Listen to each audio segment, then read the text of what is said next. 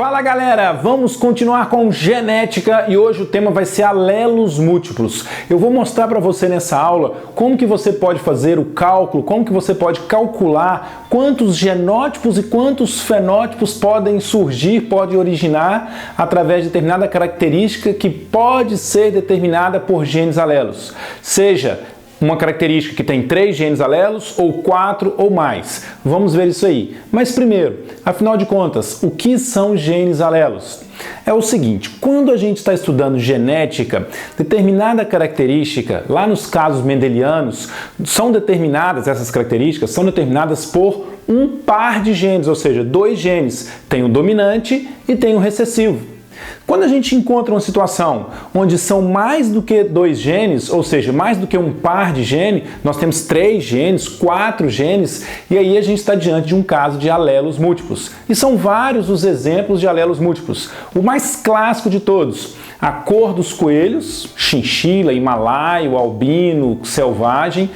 Tipo sanguíneo, tem o gene IA, IB, e ZIN, ou seja, são 3 genes, então é um caso de alelos múltiplos do sistema BO sanguíneo. Nós temos também em planta, em soja, e eu vou mostrar isso para você aqui. O hilo da soja, do grão de soja, é determinado por vários genes, ou seja, é um caso de alelos múltiplos. Alelos múltiplos, pessoal, vem aqui no quadro aqui, também pode ser chamado de série alélica ou de polialelia. Cuidado com esse termo, hein? Polialelia, é porque nós temos vários alelos. E aí como que é determinado isso aí? Tudo surge a partir de mutações de um gene selvagem. E ele é representado, o gene selvagem, pela letra maiúscula. E os outros, os mutantes, são representados pela letra minúscula. E é seguido um expoente para determinar o grau de dominância. Esse símbolo aqui está dizendo que o Azão é maior do que o A1. O que significa para nós aqui na genética? Que o Azão é dominante sobre o A1. Que, por sua vez, o A1 é dominante sobre o A2. Portanto, se eu tiver um indivíduo com a característica, com o genótipo A1, A2, o fenótipo será aquele determinado pelo A1. Por isso, o A1 é dominante sobre o A2, que, por sua vez, é dominante sobre o A3. Então, isso é uma escala de dominância que é representado em exercícios, em testes de alelos múltiplos. E aí nós temos 3 casos aqui, ó. Esse aqui é o do coelho chinchila.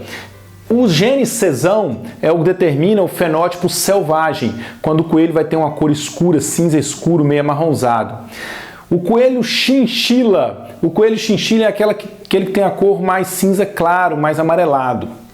Os himalaios são os coelhos que apresentam as extremidades, ele é todo branco com as extremidades pretas. E o albino, ele é todo branco e o olho vermelho. Então perceba que existe um grau de dominância em relação a esses genes. Essa daqui é a relação de dominância entre os genes que determinam o hilo dos grãos de soja. Olha só como que pode aparecer o grão de soja para você. Dá só uma olhada nessas imagens aí. Quando a soja apresenta o hilo e os tegumentos amarelados, é porque tem o gene ISão, que é dominante sobre todos os outros. Quando ela tem um hilo escuro e o tegumento amarelado, é porque tem o gene IL, que é o segundo na escala de dominância. Agora, se tiver o hilo e parte do tegumento que o circunda escuro, enquanto o restante do tegumento amarelado, aí é o gene IK, que é o segundo na escala de dominância. Agora, se for o hilo e o tegumento escuro, aí o indivíduo é ISinho, que é o mais recessivo de todos. E esse terceiro aqui tem a ver com a pubescência dos caules de soja. O que é pubescência? São aqueles películos, aqueles pelinhos que aparecem no caule da soja. Aquilo lá é determinado geneticamente e determinado pé de soja é de um jeito, o outro é de outro, ou seja, apresentam diferenças. Diferenças essas determinadas por genes e é um caso de alelos múltiplos. Olha só, veja essas imagens que vai aparecer aí e a relação aqui eu vou falar para vocês enquanto você vê o pezinho de soja aí. Dá só uma olhada. Soja com pubescência espessa como essa aí é porque tem a presença do gene Pzão, que é dominante sobre todos os outros. E se a pubescência ela é semi-espessa, é porque tem o gene PS, que é o segundo na escala de dominância. E se a pubescência for normal, ou seja, a quantidade de pelos bem reduzida, e aí é o gene Pzinho, que é o mais reduzido aí na escala de dominância. Bom, mas independente do tipo de fenótipo, do tipo de genótipo, mas em termos de quantidade de genes, como eu posso saber quantos genótipos e quantos fenótipos são formados? Eu vou apagar o quadro aqui e mostrar essa mudança para você. Voltando aqui, olha só, olha a seguinte situação, N representa o quê? O número de fenótipos, e o número de fenótipos vai ser igual ao número de alelos considerado.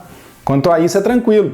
Por exemplo, no caso do coelho, chinchila, coelho selvagem, chinchila, himalaio e albino, eu tenho 4 fenótipos. Quantos genes eu tenho? 4 genes.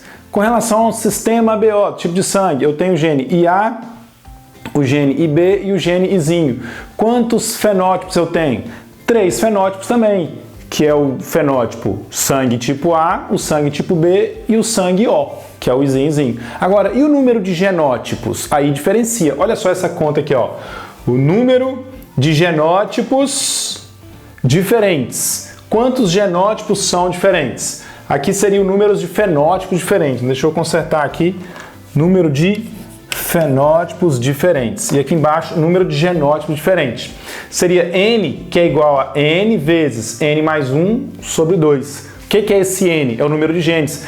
Então perceba que se tiver 8 genes, quantos genótipos vão existir? Você vai pegar aqui, ó, 8 mais 1, 9, vezes 8, para simplificar, 8 dividido por 2, 4. Quanto que é 4 vezes 9? 9, 9, 18, 18, 18, 36. Seriam 36 genótipos diferentes. Bom, você não vai encontrar um caso com tantos alelos múltiplos assim, pelo menos para nós no ensino médio, para você que vai prestar vestibular e vai prestar Enem. Mas olha só para nossa realidade.